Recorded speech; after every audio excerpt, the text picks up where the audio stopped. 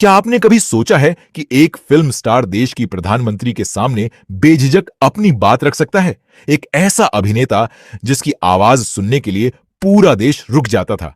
और एक ऐसा मौका जब सामने थी इंदिरा गांधी, वहीं मौजूद थे पंडित जवाहरलाल नेहरू और पूरी सभा सांस रोककर सुन रही थी। उस दिन दिलीप कुमार ने सिर्फ फिल्मों का बचाव नहीं किया था, बल्कि भारतीय सिनेमा की गरिमा की रक्षा की थी। आखिर ऐसा क्या हुआ था? क्या सचमुच इंदिरा गांधी ने भारतीय फिल्मों की आलोचना की थी? और दिलीप कुमार ने ऐसा क्या जवाब दिया कि पूरी सभा तालियों से गूंज उठी? आइए जानते हैं इस ऐतिहासिक किस्से की पूरी कहानी। दिलीप कुमार केवल बॉलीवुड के सुपरस्टार नहीं थे, उन्हें ट्रेजेडी किंग कहा जाता था। उनकी एक्टिंग ने भारतीय सिनेमा का स्तर बदल दिया। लेकिन बहुत कम लोग जानते हैं कि वो सामाजिक मुद्दों पर भी खुलकर बोलते थे।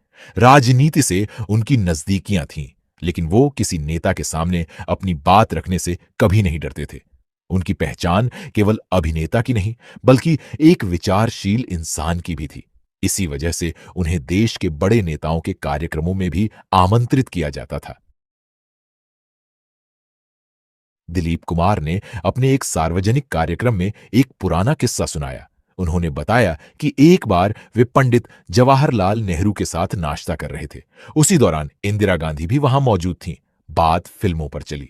दिलीप कुमार के अनुसार इंदिरा गांधी ने भारतीय फिल्मों की गुणवत्ता पर सवाल उठाए और विदेशी फिल्मों और रंगमंच की तुलना करते हुए कहा कि भारतीय सिनेमा को और बेहतर होना चाहिए। यह प्रसंग बाद में काफी चर्चित हुआ। सभा में कुछ पल के लिए सन्नाटा छा गया। सबकी नजरें दिलीप कुमार पर थीं। दिलीप कुमार ने बेहद शांत लेकिन आत्मविश्वास से अपनी बात रखी। उन्होंने कहा कि फिल्मों को केवल मनोरंजन समझना गलत है। सिनेमा समाज का आईना है। उन्होंने इस बात पर जोर दिया कि भारतीय फिल्म उद्योग सीमित संसाधनों के बावजूद करोड़ों लोगों की भावनाओं, संस्कृति और संघर्षों को पर्दे पर लाता है।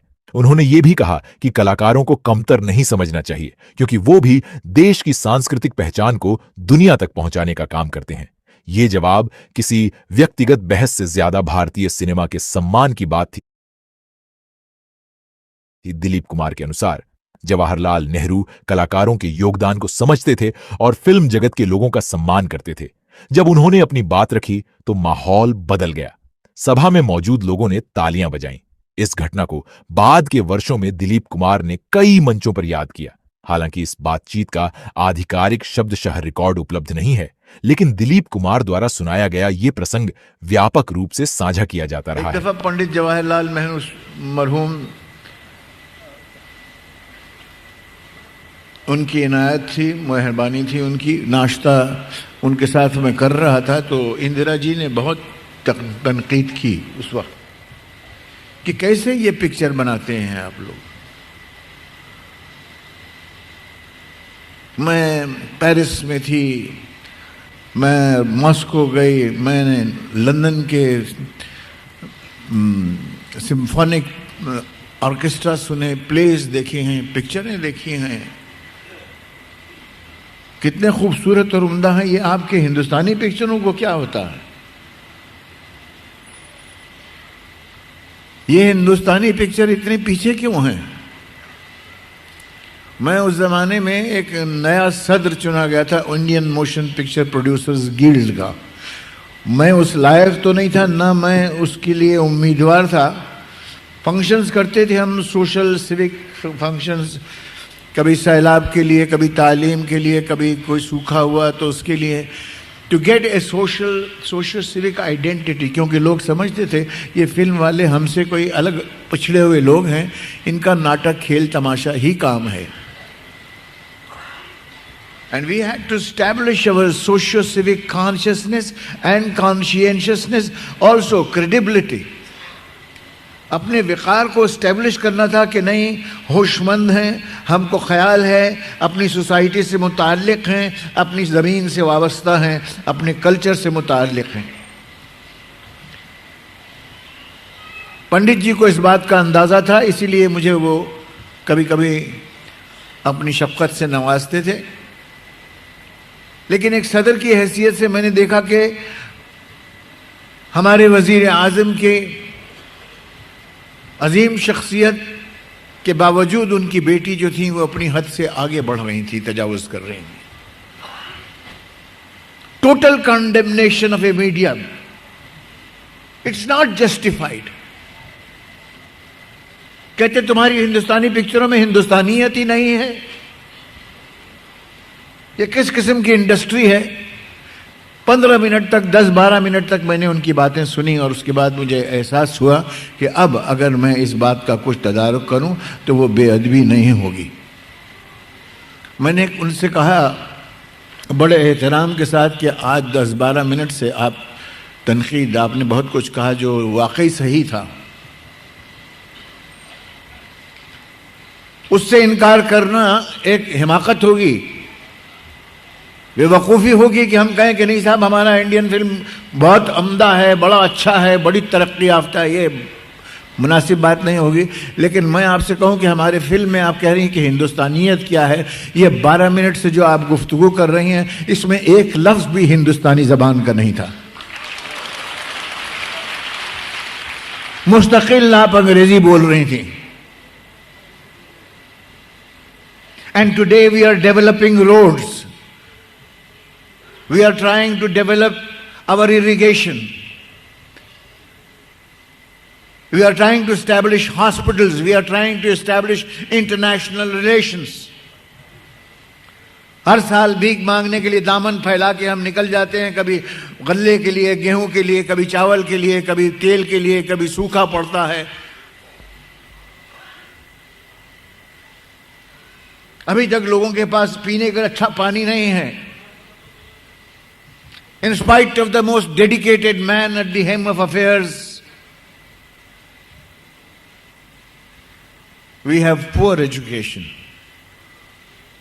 So we don't just have a film industry that is poor. We have roads that are poor. We have educational system that is poor. We have an agriculture that is poor. And if I may put it to you, madam, in spite of the most dedicated man at the helm of affairs, हमारे मीर कारवां इतनी अजीम शख्सियत होने के बावजूद हमारी हुकूमत में भी जो है बहुत सी चीज़ें कमज़ोर हैं, भद्दी भी हैं।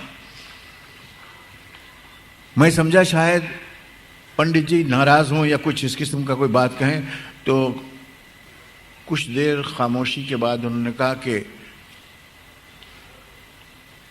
You know Yusuf, if I was you, अगर मैं तुम्हारी जगह होता, I would not be so polite.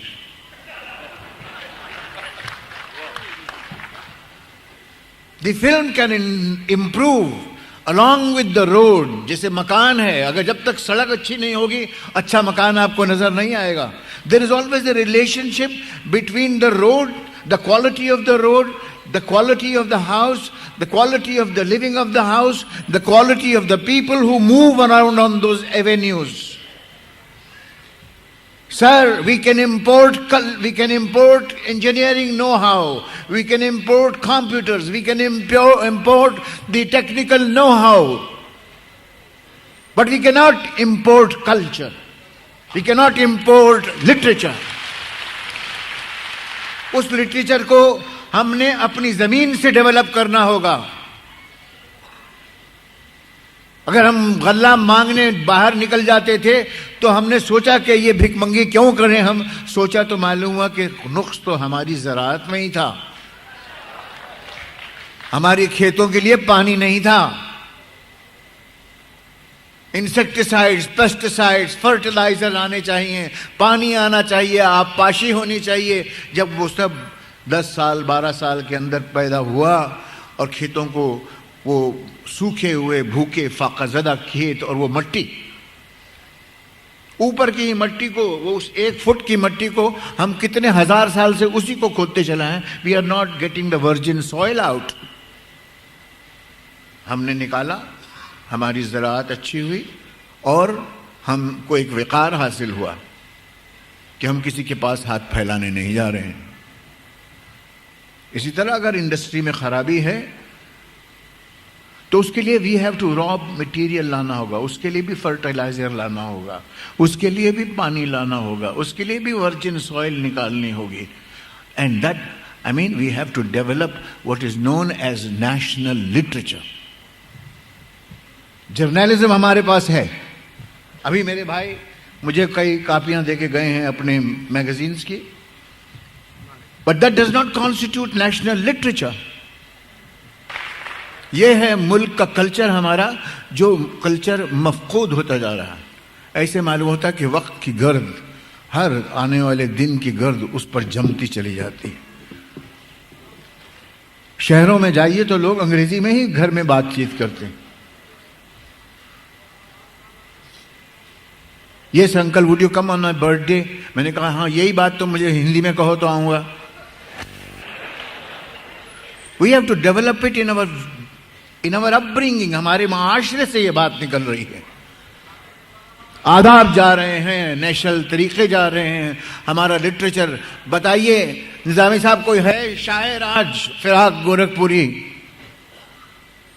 Sahir, जोश, पंडित सुमित्रानंदन पंत, भारती, हर जबान में हमारे पास टैगोर।